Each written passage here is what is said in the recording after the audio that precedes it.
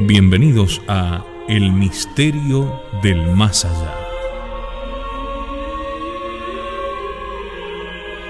Esta serie de conferencias cuaresmales que mantendremos durante 6 días a esta misma hora, aquí en Radio Cristiandad. Y hoy analizaremos el tránsito al más allá.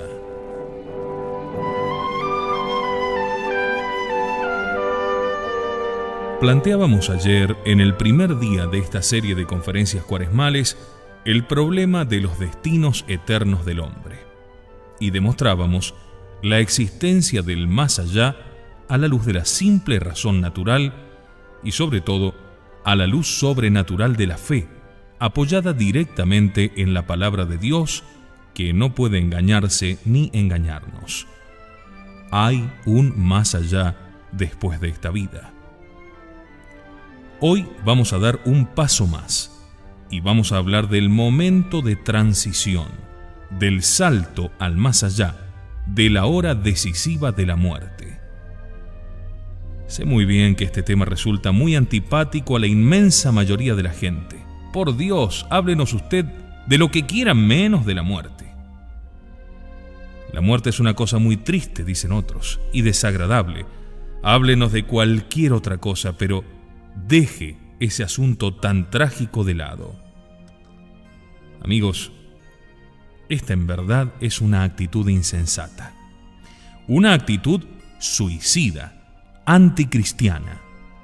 Si dejando de pensar en la muerte pudiéramos alejarla de nosotros, pero vendrá, sin falta, en aquel momento en que Dios nuestro Señor haya fijado para nosotros desde toda la eternidad su paso. Tanto si pensamos en ella como si dejamos de pensar.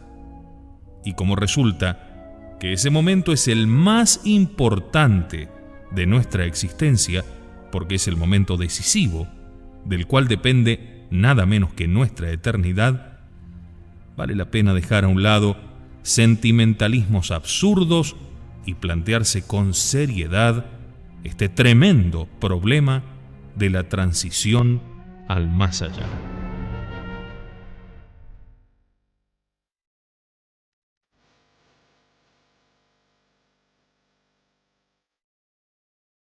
Ayer decíamos que se disputaban en el mundo dos concepciones antagónicas de la vida.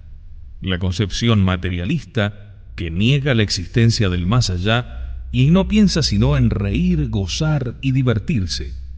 Y una concepción espiritualista que, proclamando la realidad de un más allá, se preocupa de vivir cristianamente, teniendo siempre a la vista aquella divina sentencia de nuestro Señor Jesucristo: que le aprovecha al hombre ganar el mundo entero si al cabo pierde su alma para toda la eternidad. Pues así como hay dos concepciones de la vida, también hay dos concepciones de la muerte. La concepción pagana, la concepción materialista, que ve en ella el término de la vida, la destrucción de la existencia humana, la que por boca de un gran orador pagano, Cicerón, ha podido decir: la muerte es la cosa más terrible entre las cosas terribles. Y por el otro lado, la concepción cristiana, que considera a la muerte como un simple tránsito a la inmortalidad. Porque, señores, a despecho de la propia palabra, aunque parezca una paradoja y una contradicción, la muerte no es más que el tránsito a la inmortalidad. Qué bien lo comprendió nuestra incomparable Teresa cuando decía: ven muerte tan escondida, que no te sienta venir, porque el gozo de morir no me vuelva a dar la vida. Amigos, hoy tengo la pretensión de presentaros una visión simpática y atractiva de la muerte. La muerte para el pagano es la cosa más terrible entre todas las cosas terribles. Claro, tenía razón Cicerón. Mas para el cristiano es el tránsito a la inmortalidad, la entrada en la vida verdadera. Es que contemplada con ojos cristianos, la muerte no es una cosa trágica, no es una cosa terrible, sino todo lo contrario, algo muy dulce y atractivo, porque representa el final del destierro y la entrada en la verdadera patria. Veamos, en primer lugar, las características generales de este gran fenómeno de la muerte. Son tres, principalmente: ciertísima en su venida, insegura en sus circunstancias y única en la vida. Comentemos esto un poquito. Ante todo, es ciertísima en su venida.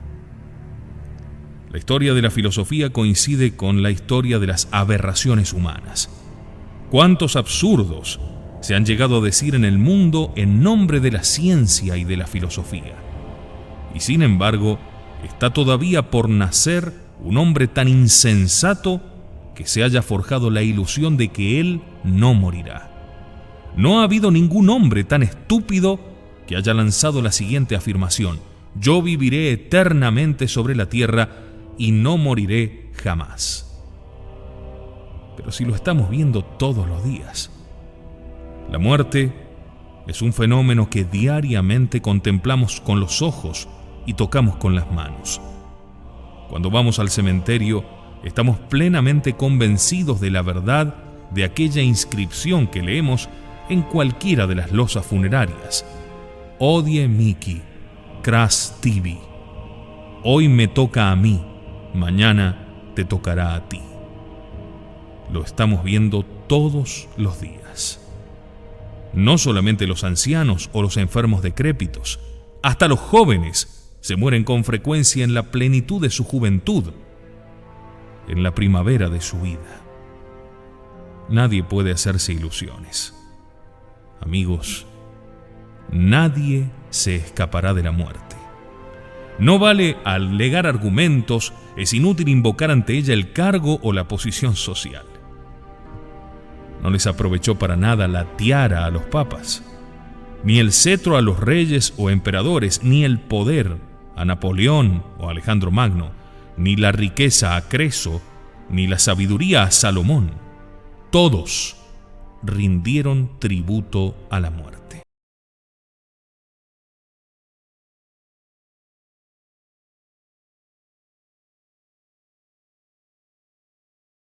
Refería al desgaste que experimentaba por el celo y solicitud de las iglesias encomendadas a su cuidado. Pero esto mismo podremos repetir nosotros en cualquier momento de nuestras vidas. Todos los días morimos un poco. Los sufrimientos, las enfermedades, el aire que respiramos, los alimentos que ingerimos, el frío, el calor, el desgaste de la vida diaria nos van matando poco a poco. Todos los días morimos un poquito. Quotidie morior. Hasta que llegará un momento en el que moriremos del todo.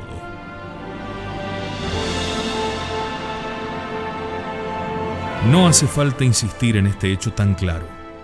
La certeza de la muerte es tan absoluta que jamás nadie se ha formado la menor ilusión. Moriremos todos, irremediablemente todos. Dios no hizo la muerte, señores. La muerte entró en el mundo por el pecado. Qué maravilloso el plan de Dios sobre nuestros primeros padres en el paraíso terrenal. Además de elevarlos al orden sobrenatural de la gracia, les enriqueció con 3 dones preternaturales verdaderamente magníficos: el de la inmortalidad, en virtud del cual no debían morir jamás; el de la impasibilidad, que les hacía invulnerables al dolor y al sufrimiento; y el de integridad, que les daba el control absoluto de sus propias pasiones, perfectamente dominadas y gobernadas por la razón. Pero cometieron el crimen del pecado original, y en castigo del mismo, Dios les retiró esos 3 dones preternaturales juntamente con la gracia y las virtudes infusas. Y al desaparecer el privilegio gratuito de la inmortalidad, el cuerpo que es de suyo corruptible quedó ipso facto condenado a muerte. He aquí, señores, de qué manera la muerte es un castigo del pecado. Y como todos somos pecadores, nadie absolutamente se escapará a esta ley inexorable. Ciertamente moriremos todos.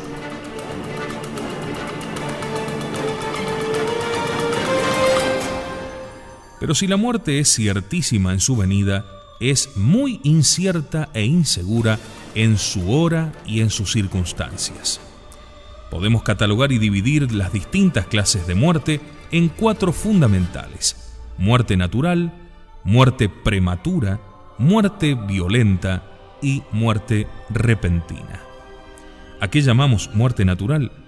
A la que sobreviene por mera consunción y desgaste, sin enfermedad alguna que la produzca directamente. Se pregunta a veces la gente: ¿de qué ha muerto fulano de tal? Nadie sabe, ni siquiera el médico. ¿Cuántos años tenía? 92. Señores, está claro. Ha muerto de muerte natural, de senectud, de vejez. No se necesita nada más. Pero a veces ocurre todo lo contrario.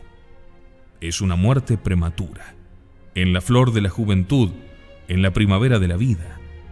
¿Cuántos jóvenes se mueren, verdad?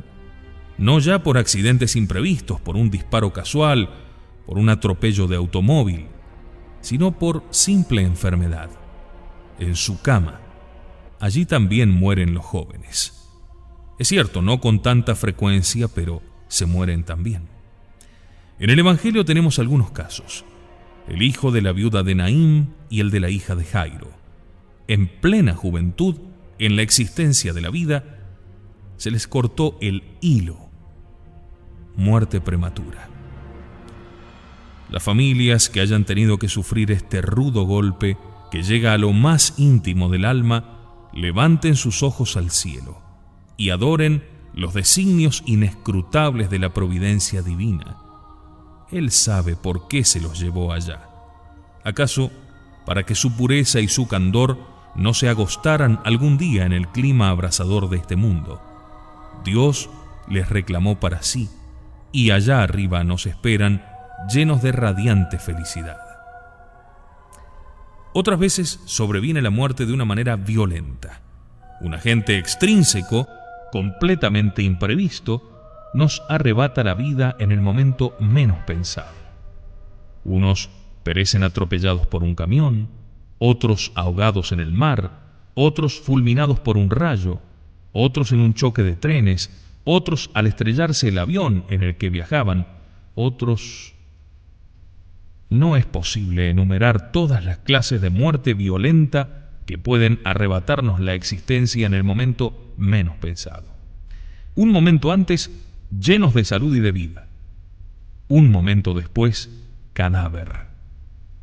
Caramba, ¿a cuántos les ha ocurrido así? La cuarta clase de muerte es la repentina. No es lo mismo muerte violenta que muerte repentina. Hemos dicho que muerte violenta es la producida por un agente extrínseco a nosotros, como cualquiera de esos que acabamos de enumerar. Muerte repentina, por el contrario, es la que sobreviene por una causa intrínseca, que llevamos ya dentro de nosotros mismos. Una hemorragia cerebral, un aneurisma, un colapso cardíaco, una angina de pecho, pueden producirnos una muerte inesperada e instantánea, cuando menos lo esperamos. Hablando, comiendo, paseando, podemos caer fulminados como por un rayo.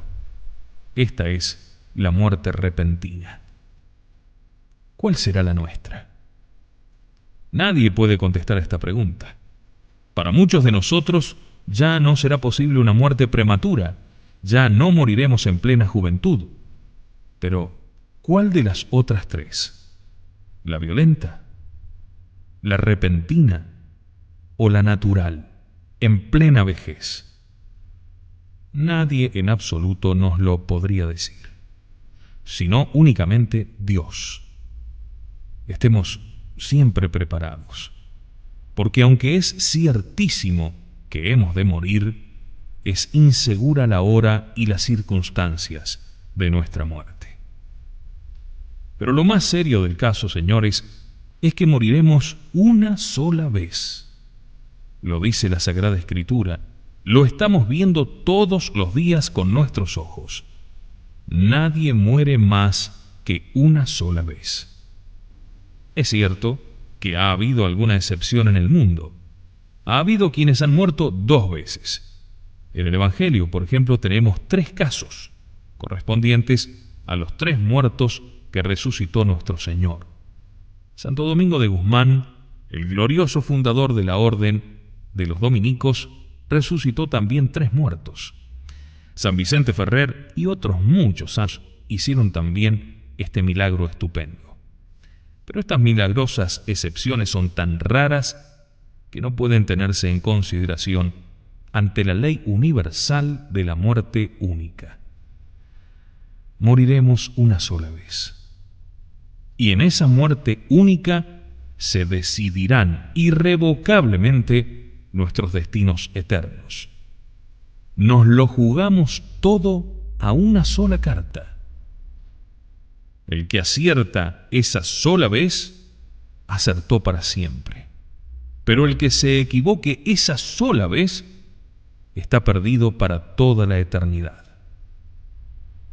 En verdad, amigos, vale la pena pensarlo bien y tomar toda clase de medidas y de precauciones para asegurarnos el acierto en esa única y suprema ocasión. Yo quisiera hacerlos reflexionar un poco en torno a la preparación para la muerte. Podemos distinguir 2 clases de preparación, una remota y otra próxima. Llamo yo preparación remota la de aquel que vive siempre en gracia de Dios, el que tiene sus cuentas arregladas ante Dios, el que vive habitualmente en gracia. Puede importarle muy poco cuáles sean las circunstancias y la hora de su muerte, porque en cualquier forma que se produzca, tiene completamente asegurada la salvación eterna de su alma. Esta es la preparación remota. La preparación próxima es la de aquel que tiene la dicha de recibir en los últimos momentos de su vida los santos sacramentos de la Iglesia: penitencia, Eucaristía por viático, extrema unción e incluso los demás auxilios espirituales, la bendición papal, la indulgencia plenaria, la recomendación del alma. Esta es la preparación próxima. Si combinamos y barajamos estas 2 clases de preparación, podemos encontrar hasta 4 tipos distintos de muerte: sin preparación próxima ni remota, con preparación remota pero no próxima, con preparación próxima mas no remota, y con las 2 preparaciones. Vamos a examinarlas una por una. Primer tipo de muerte: sin preparación próxima ni remota, o sea, ausencia total de preparación.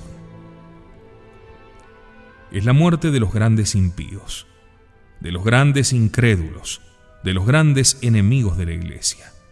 La muerte de los que no se han contentado con ser malos, sino que además han sido apóstoles del mal. Han sembrado semillas de pecado. Han procurado arrastrar a la condenación al mayor número posible de almas. Estos no han tenido preparación remota. Han vivido siempre en pecado mortal. Y por una consecuencia lógica y casi inevitable, suelen morir también sin preparación próxima, obstinados en su maldad. Porque por lo general, señores, salvo raras excepciones, la muerte no es más que un eco de la vida. Tal como es la vida, así suele ser la muerte. Si el árbol está francamente inclinado hacia la derecha, francamente inclinado hacia la izquierda, lo corriente y normal es que al caer tronchado por el hacha, caiga naturalmente del lado al que está inclinado. Esta es la muerte sin preparación próxima ni remota, la de los grandes impíos, la de los grandes herejes, la de los grandes enemigos de la Iglesia. Esta fue la muerte de Voltaire, el de las grandes carcajadas, Ya estoy cansado de oír que a Cristo le bastaron 12 hombres para fundar su iglesia, decía, y conquistar el mundo. Voy a demostrar que basta uno solo para destruir la iglesia de Cristo. Pobre Voltaire, él sí que quedó destruido. Escuchad, os voy a leer la declaración del médico Tronchin, un médico protestante, que asistió en su última enfermedad al patriarca de los incrédulos. Va a decirnos él personalmente lo que vio. Escribe Monsieur Tronchin. Poco tiempo antes de su muerte, Voltaire, en medio de furiosas agitaciones, gritaba furibundamente: «Estoy abandonado de Dios y de los hombres». Se mordía los dedos y, echando mano a su vaso de noche, se lo bebió. Hubiera querido yo que todos los que han sido seducidos por sus libros hubieran sido testigos de aquella muerte. No era posible presenciar semejante espectáculo. También la marquesa de La Villette, en cuya casa murió Voltaire y que presenció sus últimos momentos, escribe textualmente: «Nada más verdadero que cuanto el doctor Tronchin afirma sobre los últimos instantes de Voltaire. Lanzaba gritos desaforados, se revolvía, se le crispaban las manos, se laceraba con las uñas. Pocos minutos antes de expirar, llamó el abate Gautier. Varias veces quiso que hicieran venir a un ministro de Jesucristo Voltaire. Los amigos de él que estaban en casa se opusieron bajo el temor de que la presencia de un sacerdote que recibiera el postrer suspiro de su patriarca derrumbara la obra de su filosofía y disminuyera sus adeptos. Al acercarse el fatal momento, una redoblada desesperación se apoderó del moribundo. Gritaba diciendo que sentía una mano invisible que le arrastraba ante el tribunal de Dios. Invocaba con gritos espantosos a aquel Cristo que él había combatido durante toda su vida. Maldecía a sus compañeros de impiedad. Después deprecaba o injuriaba al cielo una vez tras otra. Finalmente, para calmar la ardiente sed que le devoraba, llevóse su vaso de noche a la boca. Lanzó un último grito y expiró entre la inmundicia y la sangre que le salía de la boca y de la nariz. Esta es la muerte, sin preparación próxima ni remota. Y conste que yo no afirmo la condenación de Voltaire. Yo no digo que esté en el infierno. La Iglesia no lo ha dicho jamás. No sabemos lo que pudo ocurrir un segundo antes de separarse el alma del cuerpo, cuando se había producido ya el fenómeno de la muerte aparente. Pero sabemos lo que pasó en los últimos momentos visibles de su vida, puesto que lo presenciaron estos testigos que acabo de citar. Si está en el infierno o no, eso no lo podemos asegurar, puesto que la Iglesia no lo ha dicho jamás. Pero qué terrible manera de comparecer ante Dios, ¿verdad? Sin preparación próxima ni remota.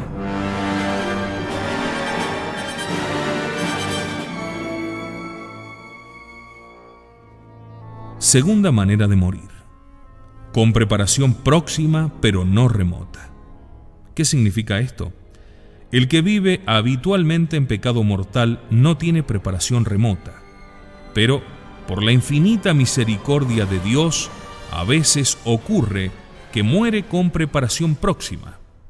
Uno que ha vivido en la impiedad, incluso que ha combatido a la Iglesia, puede ocurrir, y ocurre a veces, porque la misericordia de Dios es infinita, que a la hora de la muerte, cuando ve ante sus ojos el espantoso abismo en el que se va a sumergir para toda la eternidad, movido por la divina gracia, se vuelve a Dios con un sincero y auténtico arrepentimiento que le vale la salvación eterna de su alma.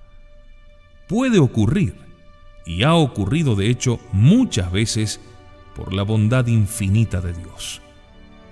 Pero pobre del que confíe en eso para vivir mientras tanto tranquilamente en pecado. Pobre de él, porque ese tal trata de burlarse de Dios. Y el apóstol San Pablo nos advierte expresamente que Deus non irridetur, de Dios nadie se ríe.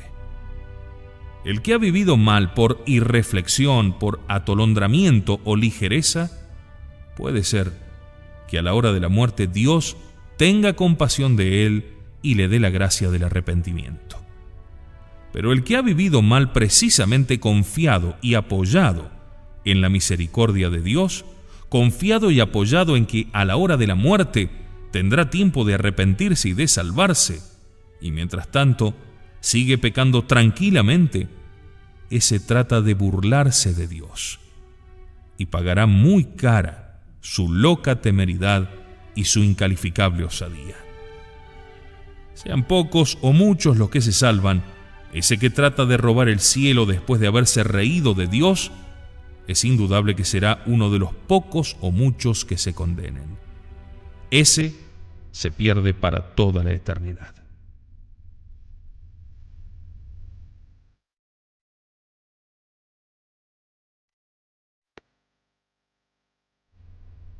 Tercera manera de morir: con preparación remota, pero no próxima. No juguemos con fuego. Tengamos al menos la preparación remota, por si acaso Dios no nos concede la preparación próxima. Con la preparación remota tenemos asegurada la salvación del alma, y para eso basta con que vivamos sencillamente en gracia de Dios. Si vivimos siempre en gracia de Dios, si en cualquier momento de nuestra vida tenemos bien ajustadas nuestras cuentas con Dios, si tenemos ese tesoro infinito que se llama la gracia santificante, nos puede importar muy poco la manera, el modo y las circunstancias de nuestra muerte. Es muy de desear, y hay que pedírselo con toda el alma a Dios, que nos conceda también la preparación próxima. Pero al menos, teniendo la remota, lo tenemos asegurado todo. Tomemos esta determinación. En estos días de conferencias cuaresmales, es preciso formar algún propósito concreto para toda nuestra vida, porque de lo contrario, estas luces que ahora nos da Dios no serían más que un castillo de fuegos artificiales, una llamada fugaz y transitoria. Es preciso que tomemos determinaciones para toda nuestra vida, y una de las más fundamentales tiene que ser esta: en adelante no voy a cometer jamás la tremenda imprudencia de acostarme una sola noche en pecado mortal, porque puedo amanecer en el infierno. Reflexionad un instante. ¿Quién de vosotros se atrevería a acostarse una noche con una víbora venenosa en la cama? Hasta que no le aplastéis la cabeza, no podríais conciliar el sueño. Es cosa clara y evidente. Y son legión los que tienen una víbora venenosa en su alma, los que viven habitualmente en pecado mortal, con gravísimo peligro de hundirse para siempre en el abismo eterno. Y ríen, y gozan, y se divierten. Y por la noche tranquilamente se acuestan en pecado mortal, y logran conciliar el sueño, como si no les amenazara daño alguno. ¿Es que son malos? Tal vez no. Puede que no lo sean en el fondo, pero es indudable que son atolondrados, irreflexivos, inconscientes. Es indudable que no piensan, que no se dan cuenta del tremendo peligro que pende sobre sus cabezas a manera de espada de Damocles. En el momento menos pensado, puede rompérseles el hilo de la vida y se hunden para siempre en el abismo. Vivamos siempre en gracia de Dios y pidámosla.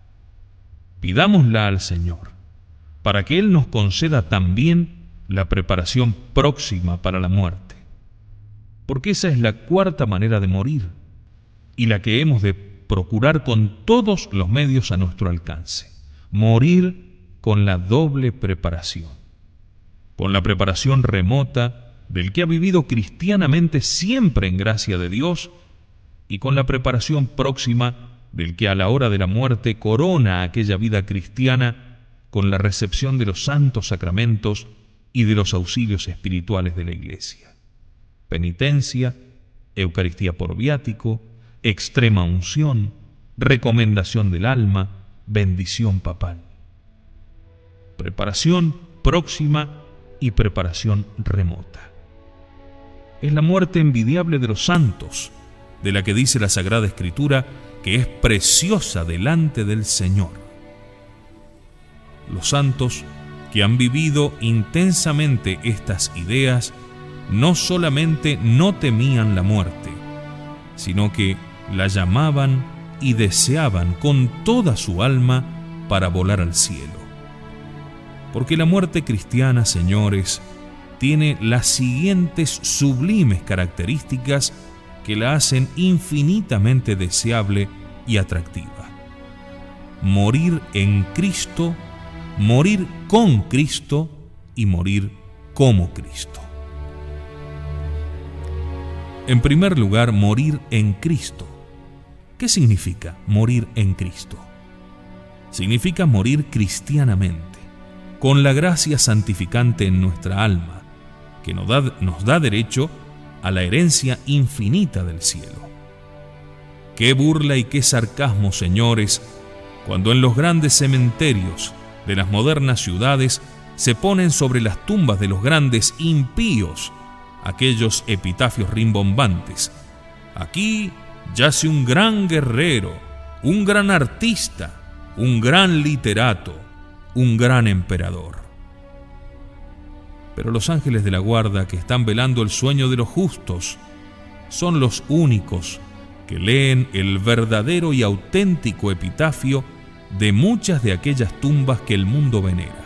Dice así: aquí yace un condenado para toda la eternidad. Ojalá que a cada uno de nosotros se nos pueda poner este sencillo epitafio, pero auténtico, que refleje la verdad. Murió cristianamente, con la gracia de Dios en su corazón.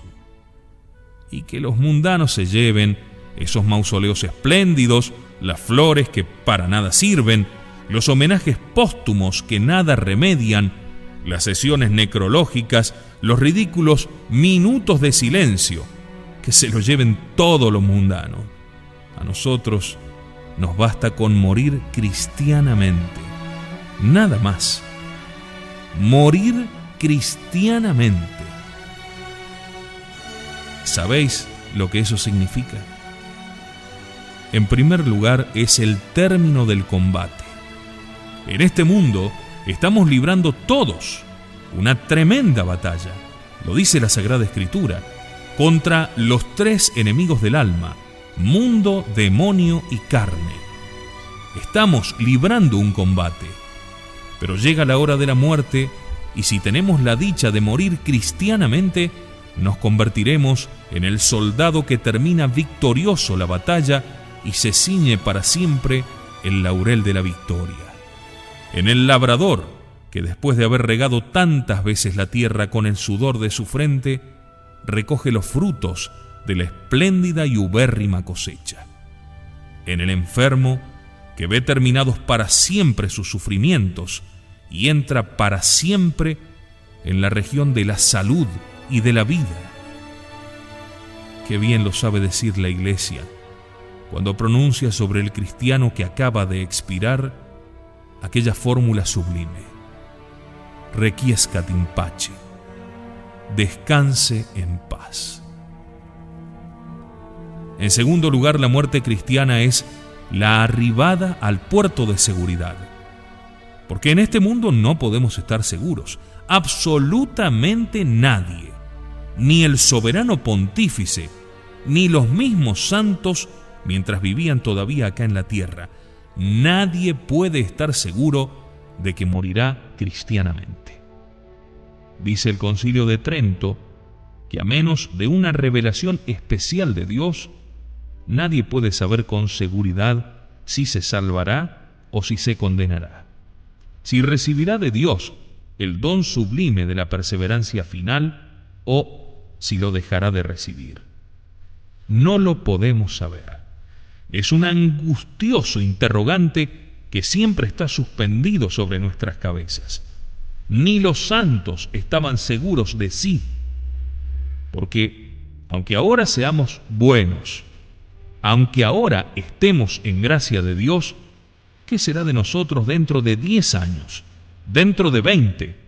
Y sobre todo, ¿qué será de nosotros en el mismo instante de nuestra muerte?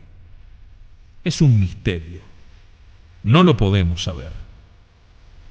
Pero cuando se muere cristianamente, es el ruiseñor que rompe para siempre los hierros de su jaula y vuela jubiloso a la enramada. Es el náufrago que después de haber luchado contra las olas embravecidas que amenazaban tragarle hasta el fondo del océano, salta por fin a las playas eternas. Es la caravana que después de haber atravesado las arenas abrasadoras del desierto, llega por fin al risueño y fresco oasis. Es la nave que llega al puerto después de la peligrosa travesía. Es emerger de la penumbra del valle y bañarse para siempre en océanos de clarísima luz en lo alto de la montaña. El alma del que muere cristianamente queda confirmada en gracia. Ya no puede perder a Dios. Ya tiene asegurada para siempre la felicidad eterna. Por eso la muerte cristiana es la entrada en la vida verdadera. Cuánta pobre gente equivocada que ha vivido, que ha respirado el ambiente del mundo y que está completamente convencida de que esta vida es la vida verdadera, de que esta es la vida que hay que conservar a todo trance. ¡Qué tremenda equivocación! Esta vida no es la vida. Un filósofo pagano exclamaba con angustia: ningún sabio satisface esta duda que me hiere. ¿Es el que muere el que nace o es el que nace el que muere? No sabía contestar esta pregunta porque carecía de las luces de la fe, pero a su brillo deslumbrante, qué fácil, qué pregunta tan fácil. Que se lo pregunten a San Pablo y él les dirá: estoy deseando morir para unirme con Cristo. Pregúntenlo a Santa Teresa de Jesús y les contestará con esa sublime inspiración: aquella vida de arriba que es la vida verdadera, hasta que esta vida muera, no se alcanza estando viva.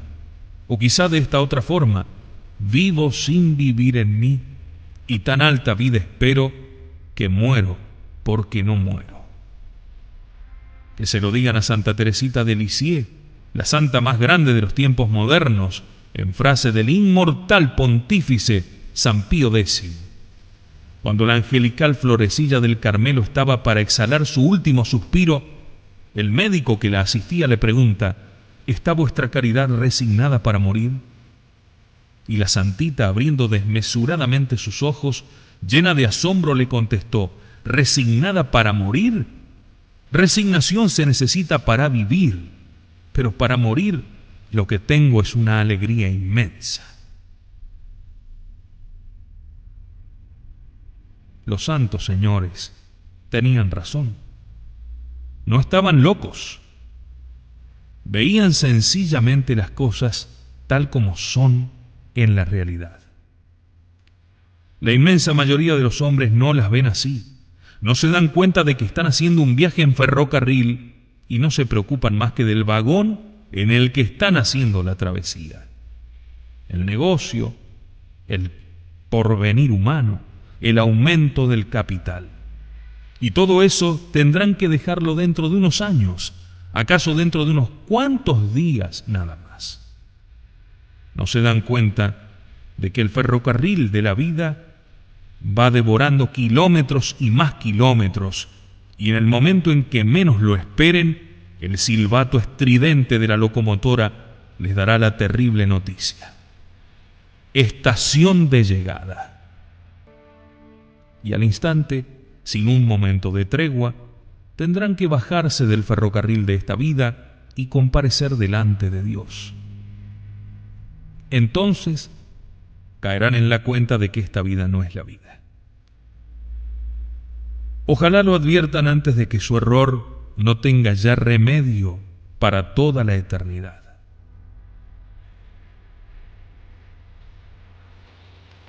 La segunda característica de la muerte cristiana es morir con Cristo. ¿Qué significa? Significa exhalar el último suspiro después de haber tenido la dicha inefable de recibir a Jesucristo sacramentado en el corazón. El viático. ¿Qué consuelo tan inefable produce en el alma cristiana el simple recuerdo del viático? La Eucaristía es un milagro de amor, de sublime belleza y poesía en cualquier momento de la vida.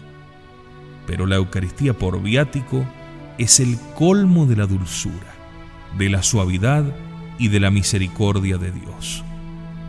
Poder recibir en el corazón a Jesucristo sacramentado en calidad de amigo y de buen pastor momentos antes de comparecer ante Él como juez supremo de vivos y muertos, es de una belleza y de una emoción indescriptibles. ¡Qué paz! ¡Qué dulzura tan inefable se apodera del pobre enfermo al abrazar en su corazón a su gran amigo, que viene a darle la comida para el camino, que eso significa la palabra viático, y a ayudarle amorosamente en el supremo tránsito a la eternidad. Cuando desde lo íntimo de su alma el pobre pecador le pide perdón a su Dios por última vez antes de comparecer ante Él, sin duda alguna que nuestro Señor Jesucristo, que vino a la tierra precisamente a salvar lo que había perecido y en busca de los pobres pecadores, le dará al agonizante la seguridad firmísima de que la sentencia que instantes después pronunciará sobre él será de salvación y de paz. Y que una cosa tan bella y sublime como el viático estremezca de espanto a la inmensa mayoría de los hombres, incluso entre los cristianos y devotos, es increíble. Son innumerables los crímenes a que ha dado lugar tamaña insensatez y locura. ¿Cuántos desgraciados pecadores se han precipitado para siempre en el infierno porque su familia cometió el gravísimo crimen de dejarles morir sin sacramentos por el estúpido y anticristiano pretexto de no asustarles? Este verdadero crimen es uno de los mayores pecados que se pueden cometer en este mundo, uno de los que con mayor fuerza claman venganza al cielo. Ay de la familia que tenga sobre su conciencia este crimen monstruoso. El viático no empeora al enfermo, sino al contrario, le reanima y le conforta hasta físicamente por la natural redundancia de la paz inefable que está proporcionando a su alma. Pero aún suponiendo que por el ambiente anticristiano que se respira por todas partes en el mundo de hoy, asustara un poco al enfermo la noticia de que tiene que recibir el viático. ¿Y qué? ¿No es 1000 veces preferible que vaya al cielo después de un pequeño o de un gran susto, antes que, sin susto alguno, descienda tranquilamente al infierno para toda la eternidad? Y qué cosa tan evidente y sencilla no lo vean tantísimos malos cristianos que cometen la increíble insensatez y el enorme crimen de dejar morir como un perro a uno de sus seres queridos. Gravísima responsabilidad la suya. Terrible la cuenta que tendrán que dar ante Dios por la condenación eterna de aquella desventurada alma a la que no quisieron asustar. Escarmentad todos en cabeza ajena. Advertid a vuestros familiares que os avisen inmediatamente al caer enfermos de gravedad.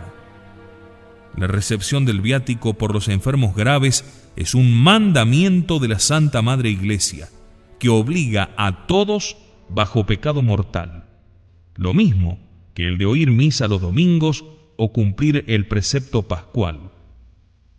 Y como la mejor providencia y precaución es la que uno toma sobre sí mismo, procurad vivir siempre en gracia de Dios y llamad a un sacerdote por vuestra propia cuenta, sin esperar el aviso de vuestros familiares cuando caigáis enfermos de alguna consideración.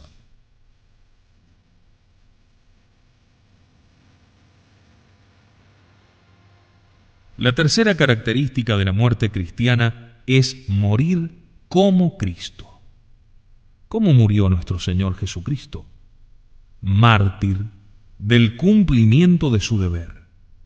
Había recibido de su eterno Padre la misión de predicar el Evangelio a toda criatura y de morir en lo alto de una cruz para salvar a todo el género humano.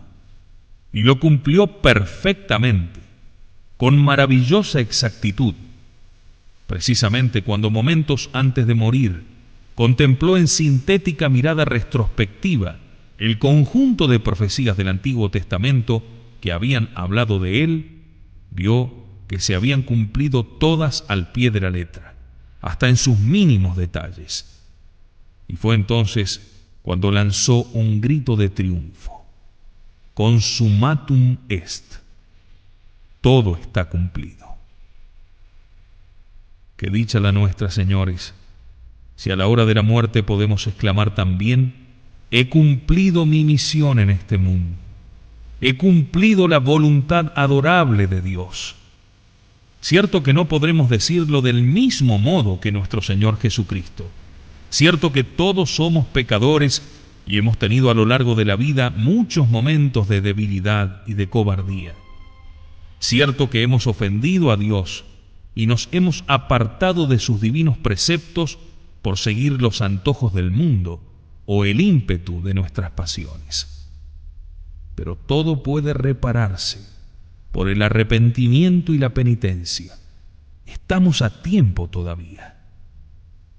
Joven, muchacho que estás escuchando, feliz de ti si a la hora de la muerte, acordándote de tus años de juventud, puedes decir ante tu propia conciencia: lo cumplí.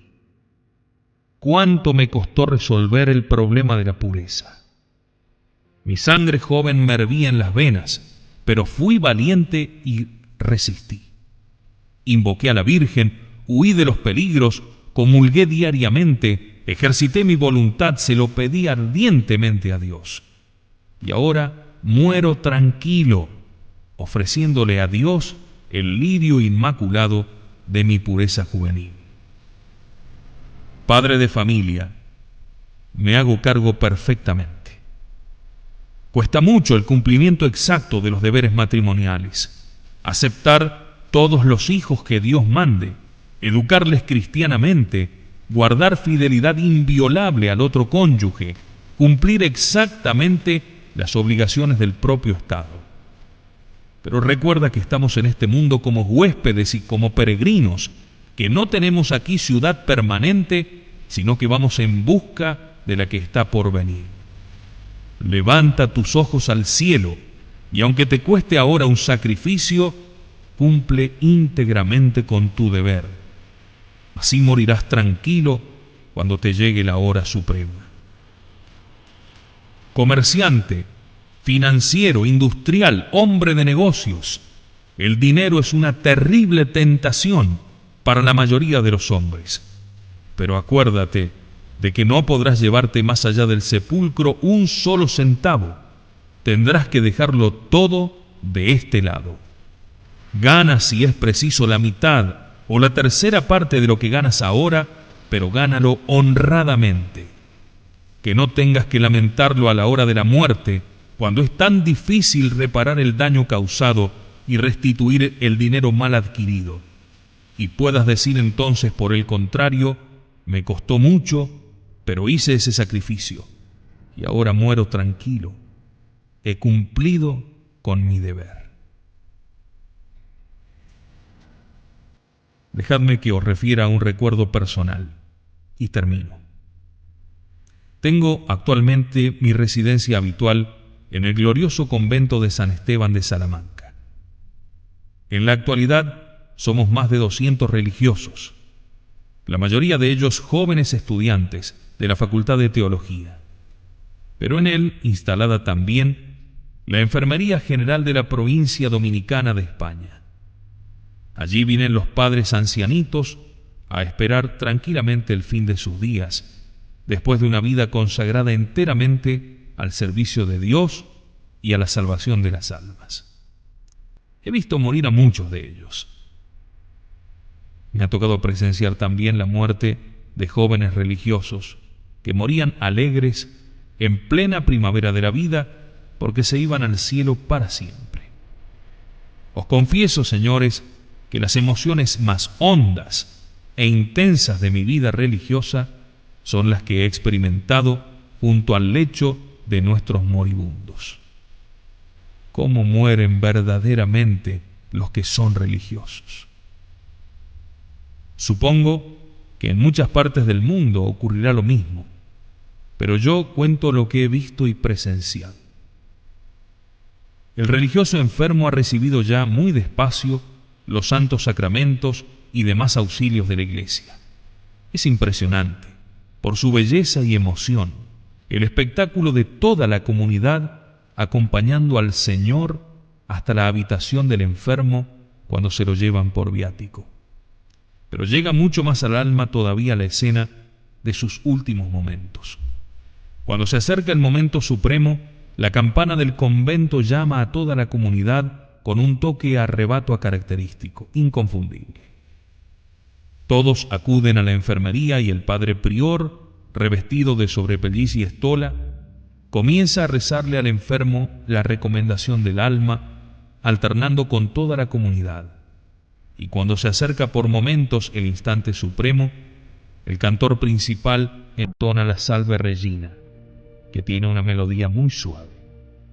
Y arrullado por las notas de la bellísima plegaria mariana, que canta toda la comunidad, con la paz de su alma pura reflejada en su rostro tranquilo, con una dulce sonrisa en sus labios, serena, plácidamente, como el que se entrega con naturalidad al sueño cotidiano, el religioso se duerme ante nosotros a las cosas de la tierra para despertar en los brazos de la Santísima Virgen entre los coros de los ángeles. Preciosa es la muerte de los santos delante del Señor. ¿Queréis morir todos así? Os acabo de dar las normas para conseguirlo.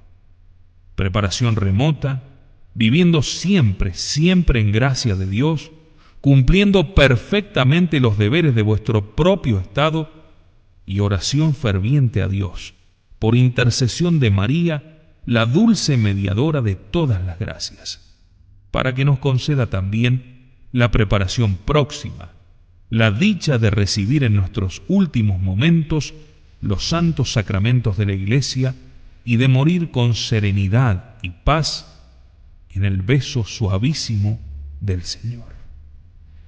Que así sea.